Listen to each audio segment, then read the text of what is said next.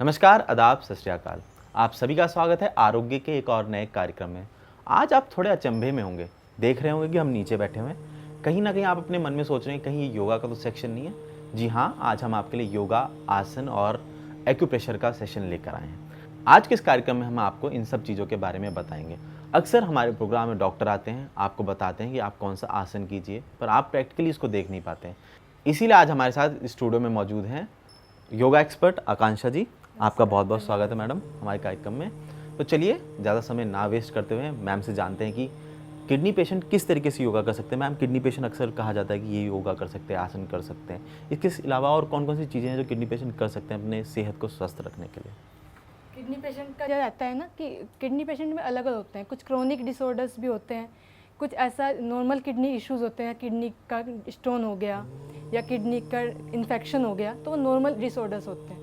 तो उन सभी के लिए अलग अलग प्रकार के योगाभ्यास होते हैं। तो उसमें क्या होता है कि सबसे पहले में एक्यूप्रेशर पॉइंट होते हैं, कुछ ब्रीदिंग एक्सरसाइजेस प्राणायाम होते हैं, कुछ आसनों का अभ्यास भी आपको कराया जाता है।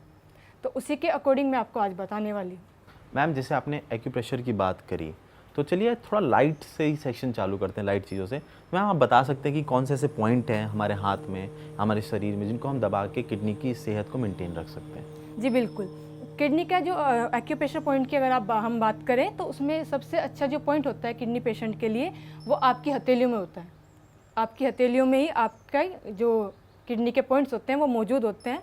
आपकी जो लिटिल फिंगर है उसकी टिप जो होती है वो आपकी किडनी पे इफेक्ट करती है, तो वो किडनी के लिए होता है। आप इसको दिन में 3 बार प्रेस कर सकते हो 5-5 मिनट के लिए। मैम, कैसे इसको जोर से प्रेस करना है कि लाइटली? आपको क्या करना है, आप अगर दोनों हाथों में आपको पॉइंट प्रेस करने हैं तो आप क्या करोगे, जो आपके लिटिल फिंगर रहेगी उसकी टिप को आप अपोजिट हैंड के थंब से, अंगूठे से उसको प्रेस कर सकते हो और रिलीज़ करना है। इसको कंटिन्यूसली आपको प्रेस करके नहीं रखना है।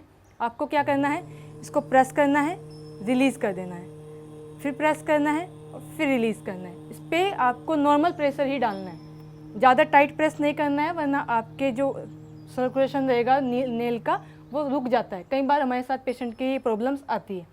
दूसरा जो आपका पॉइंट रहेगा वो आपकी जो रिंग फिंगर है, उससे आप जैसे नीचे आओगे आपकी 3 मेन लाइन होती है। तो 3 मेन लाइन का जो आपका सेंटर वाला लाइन है, आपकी रिंग फिंगर के जस्ट नीचे ये वाला पॉइंट आपका रहेगा किडनी के लिए। इसे भी आपको सेम ऐसे प्रेस करना है, प्रेस करना है, रिलीज़ कर देना है, प्रेस करना है, रिलीज़ कर देना है। ये ऐसे आप पॉइंट करोगे, ठीक है। ये दोनों ही आपके किडनी पॉइंट्स हैं। मैम, जैसे आपने बताया कि इस तरीके से किडनी पॉइंट है, इसके करने से हमारे किडनी पेशेंट को रिलैक्स मिलेगा। इसी के साथ साथ अगर हम, बहुत सारे किडनी पेशेंट ऐसे होते हैं जो बैठ नहीं पाते हैं, जिनकी नीज़ में प्रॉब्लम होती हैं और कई और सारी दिक्कतें होती हैं, उनके लिए कौन से ऐसे प्राणायाम हैं, या फिर हम सांस की बात करें, सांस के माध्यम से वो एक्सरसाइज कर सकते हैं? क्या आप मेरे को उसमें थोड़ा ध्यान दे सकती हैं, बता सकते हैं? जी बिल्कुल। देखिए, कई बार क्या होता है कि किडनी पेशेंट में ना किडनी का प्रॉपर फंक्शनेशन ना होने के कारण, नेफ्रॉन का प्रॉपर फंक्शन ना हो पाने के कारण, तो क्या होता है उसमें किडनी में मतलब बॉडी में पानी भरने लगता है, लंग्स में पानी भर जाता है। तो उसमें सबसे अच्छा अभ्यास होता है ब्रीदिंग एक्सरसाइजेस का। तो उसमें कुछ प्राणायाम का अभ्यास हम किडनी पेशेंट को सजेस्ट करते हैं, जिसमें पहला प्राणायाम है कपालभाति प्राणायाम। तो जिनको आप बता रहे, जैसे आपने अभी बताया कि बैठने में इश्यूज आते हैं, बैठ नहीं पाते हैं पेशेंट, तो वो सिंपली चेयर पे बैठ करके, बेड पे बैठ करके भी उसका अभ्यास कर सकते हैं। मैम, चेयर पे किस तरीके से, मतलब आसन किस तरीके से लगाएं? सिंपल बैठे, बस अपने पैरों के बीच में कमर गर्दन को सीधा रखते हुए, पैरों के बीच अपने शोल्डर्स के अपार्ट गैप रखे, दोनों घुटनों के बीच और पंजों के बीच, ठीक है। उससे रखते हुए कमर गर्दन सीधी रख के बिल्कुल रिलैक्सिंग पोस्चर, किसी भी प्रकार का तनाव बॉडी में नहीं रखना है। उसमें क्या करना है, दोनों हथेलियाँ अपनी थाई पर रखें, ऊपर की ओर खुली रखें या नीचे दबा झुका करके रखें, जैसे भी कंफर्टेबल है। या कोई मुद्रा भी ले सकते हैं, जैसे सिंपल जान मुद्रा होती है वो भी कर सकते हैं। तो सिंपल करने के बाद कपालभाति प्राणायाम पहले मैं बताने जा रही हूँ। क्या करना है, श्वास को नाक से भरना है, श्वास को छोड़ते हुए पेट को अंदर की ओर खींचना है।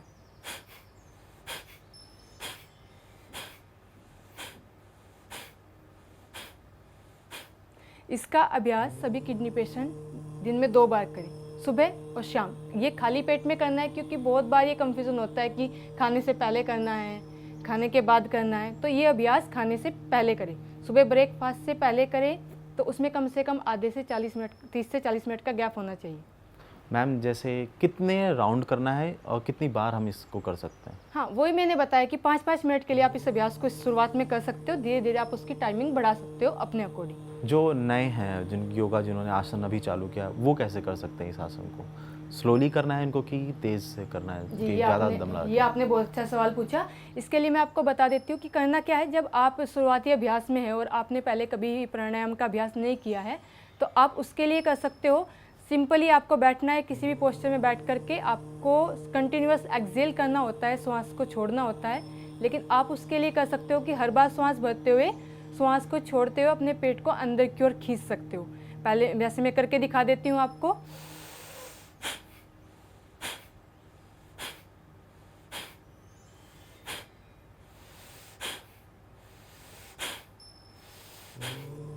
जो शुरुआती अभ्यास में है वो इस प्रकार इस अभ्यास को कर सकते हैं। जिनको बैक पेन का इशू है ना, वो कपालभाति प्राणायाम को नहीं करें, क्योंकि जब आप सक करते हो, बेली को इनसाइड पुश करते हो, तो आपकी लोअर बैक मसल्स पे, आपके लंबर रीजन पे, आपके सैकल रीजन पे इफेक्ट आता है। तो जिनको स्लिप डिस्क का इशू है या लोअर बैक में पेन रहता है, वो इस अभ्यास को ना करें। मैम जिनको लोअर बैक का है वो तो ये एक्सरसाइज नहीं कर सकते, तो इसके अलावा कौन सी और एक्सरसाइज हैं जो सांस के थ्रू हम कर सकते हैं जो हमारे किडनी पेशेंट उनके शरीर को स्वस्थ रखने के लिए आप बता सकते हैं? जी, और भी प्राणायाम है, जैसे कि चंद्रभेदी प्राणायाम है। कि कई बार क्या होता है कि किडनी पेशेंट में बीपी और डायबिटीज़ के जो पेशेंट है उनको फ्लैक्चुएशन बहुत ज़्यादा रहती है, उनका डायबिटीज़ और बीपी फ्लैक्चुएट होता रहता है। तो उसके लिए चंद्रभेदी प्राणायाम जो है वो बहुत लाभदायक है। तो वो कैसे करना है वो मैं बता देती हूँ। उसमें भी जो शुरुआती जो रनर अप हमारे होते हैं, जो शुरुआत में इसका अभ्यास कर रहे हैं, तो उनके लिए अभ्यास है कि अपनी दाईं नासिका को अंगूठे से बंद करें, या जो मुद्रा लगा सकते हैं मुद्रा के साथ करें, और अपनी बाईं नासिका से श्वास भरें। बाईं नासिका बंद करते हुए रोक के रखें श्वास को, और फिर श्वास बाईं नासिका को ही श्वास खोलते हुए श्वास को बाहर छोड़ दें। फिर से बाईं नासिका से श्वास अंदर, नासिका बंद, रोक के रखेंगे। अपनी यथासमता अपने श्वास को रोक कर रखें, और फिर बाईं नासिका को ओपन करते हुए श्वास बाहर। ये नाड़ी शोधन प्राणायाम का अभ्यास किडनी पेशेंट कर सकते हैं। जिनको हाई बीपी का इशू है वो भी कर सकते हैं। मैम इसमें दाएं नासिका का इस्तेमाल नहीं करना? दाईं नासिका का नहीं, क्योंकि हमारी जो नाड़ियाँ होती है ना, जो हमारी नासिका होती है वो हमारी नाड़ियों से रिलेट करती है। तो जो हमारी बाईं नासिका होती है वो चंद्र नाड़ी होती है, चंद्र यानी ठंडा, और जो हमारी दाईं नासिका होती है यानी कि सूर्य नाड़ी जो होती है वो सूर्य नाड़ी होती है, तो वो हमेशा हीट जनरेट करती है बॉडी में। तो जिनको लो बीपी का इशू है वो इसका अभ्यास दाईं नासिका से करें, और जिनको हाई बीपी का इशू है वो बाईं नासिका से इसका अभ्यास करें। इसके अलावा मैम कोई और एक बता दीजिए उपाय जो हमारे पेशेंट कर सके। इसके अलावा आप उद्गित प्राणायाम कर सकते हैं, और भ्रामरी प्राणायाम जो होता है वो कर सकते हैं। अनुलोम विलोम प्राणायाम भी बहुत लाभदायक है, जो आपके ब्लड सर्कुलेशन को क्योर करता है और आपके बॉडी में ऑक्सीजन के इंटेक को बनाए रखता है। तो वो कैसे करना है, अपनी दाईं नासिका बंद करेंगे, बाईं नासिका से श्वास अंदर, बाईं नासिका बंद करते हुए दाईं नासिका से श्वास बाहर, दाईं नासिका से श्वास भरते हुए दाईं नासिका बंद, बाईं नासिका से श्वास बाहर,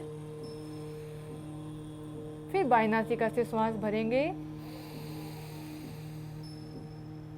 दाईं नासिका से श्वास बाहर, दाईं नासिका से श्वास भरते हुए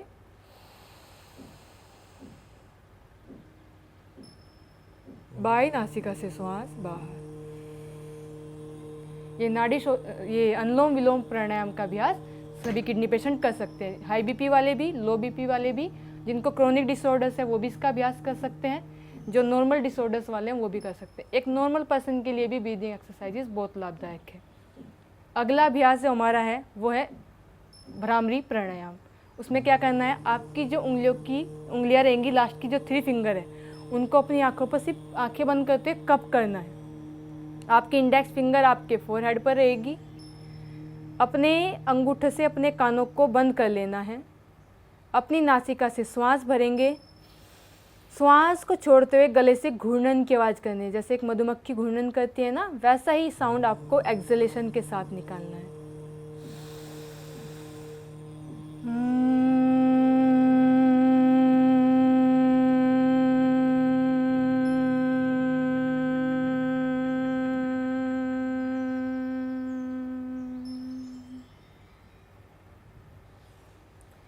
भी अभ्यास आप दिन में 3 से बार से स्टार्ट करें, सुबह में 3 बार और शाम में 3 बार, और धीरे धीरे आप इसको बढ़ा करके 5 से 7 बार भी कर सकते हो। आखिरी जो हमारा प्राणायाम है वो है उद्गित प्राणायाम, यानी कि ओम का उच्चारण। उसमें आप सिंपल किसी भी स्थिति में बैठ सकते हो या नमस्कार मुद्रा भी ले सकते हैं। शुरुआत करेंगे, श्वास को भरेंगे, आंखें बंद, कमर गर्दन सीधी।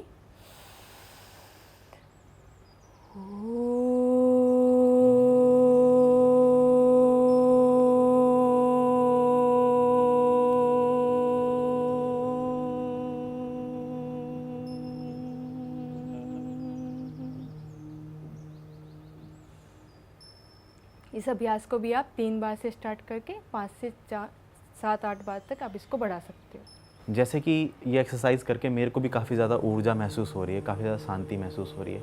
इसी के साथ साथ अगर हमारे किडनी पेशेंट इसको करेंगे तो वो कितना अच्छा महसूस करेंगे, मैं अभी वो सोच रहा हूँ। इसके अलावा मैम जैसे कोई एक्सरसाइज करनी है जो बैठ के किडनी पेशेंट कर सकते हैं थोड़े बॉडी के मूवमेंट के लिए, तो वैसी कौन सी एक्सरसाइज हैं जो आप हमें बता सकते हैं? जी, कुछ जो क्रोनिक डिसऑर्डर्स वाले होते हैं उनको तो मैं सजेस्ट नहीं करूँगी आसनास करने के लिए, लेकिन कुछ जो नॉर्मल डिसऑर्डर्स वाले होते हैं उनके लिए कुछ आसनास सीरीज़ में बता देती हूँ।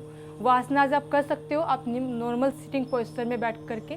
जो ज़मीन पर बैठ करके नहीं कर सकते हैं वो उसको बेड पे बैठ कर भी कर सकते हैं अभ्यास को, या ट्विस्टिंग जो एक्सरसाइजेज होती है उसको चेयर पे बैठ कर भी कर सकते हैं। तो वो अभ्यास मैं आपको बता देती हूँ। अभी हम करने जा रहे हैं कुछ आसनों का अभ्यास जो किडनी पेशेंट के लिए लाभदायक होते हैं। तो उसके लिए सबसे पहले मैं आपको बता देती हूँ आपके बैठने का तरीका। तो उसमें आपको क्या करना है कि आप किसी भी पोजीशन में बैठ सकते हैं, जो ये नहीं कि पद्मासन में बैठे, वज्रासन में बैठे, आप जिस भी पोजीशन में कंफर्टेबल है आप उस पोजीशन में बैठ करके इन अभ्यास को कर सकते हैं। सबसे पहले हम करेंगे बटरफ्लाई अभ्यास, यानी कि भद्रासन जिसको कहते हैं, उसका अभ्यास करने जा रहे हैं। तो उसके लिए आप दोनों पंजों को आपस में मिला लेंगे। किसी भी तरह का पोजीशन लेकर आपको पोस्चर में आने की ज़रूरत नहीं है। आप डायरेक्ट अपने पंजों को मिला करके अपनी दोनों फिंगर्स को इंटरलॉक करते हुए अपने पंजों को पकड़ लेंगे। अगर आप कैपेबल है, आप में स्ट्रेचिंग हो रखी है, तो आप उसको अंदर की ओर पुश कर सकते हो। अपने घुटनों को जितना नीचे लाने की कोशिश कर सकते हो उतना करें, और अपनी ब्रीदिंग को नॉर्मल रखते हुए अपने नी को अप एंड डाउन करना है, ऊपर उठाना है और नीचे लेके जाना है। ज़्यादा से ज़्यादा अपने घुटनों को ऊपर उठाने का अभ्यास ना करें, अपने घुटनों को नीचे ले आने का अभ्यास ज़्यादा करें। कमर गर्दन सीधी रखें, बॉडी में किसी भी प्रकार का तनाव आपको नहीं रखना है। चलिए अभी करते हैं दूसरे अभ्यास की ओर। तो अभी दूसरे अभ्यास के लिए आप अपने दोनों पैरों को सामने की ओर फैला देंगे, कमर गर्दन को सीधा रखते हुए। अगर आपकी लोअर बैक में कर्व आ रहा है तो आप हल्का सा दोनों हाथों को साइड में रखते हुए अपनी थाई को स्ट्रेच करेंगे, अपनी स्पाइन को स्ट्रेट करेंगे। कमर गर्दन सीधी, आपकी दोनों हथेलियाँ आपकी थाई पर। यहाँ से अपने दाएं घुटने को बेंड करते हुए अपने बाएं घुटने के पास रखेंगे, अपने लेफ्ट वाले फिट को। अभी आपको क्या करना है, अपने बाएं हाथ को ऊपर उठाएंगे और आपके दाएं घुटने के साइड में लेके आना है।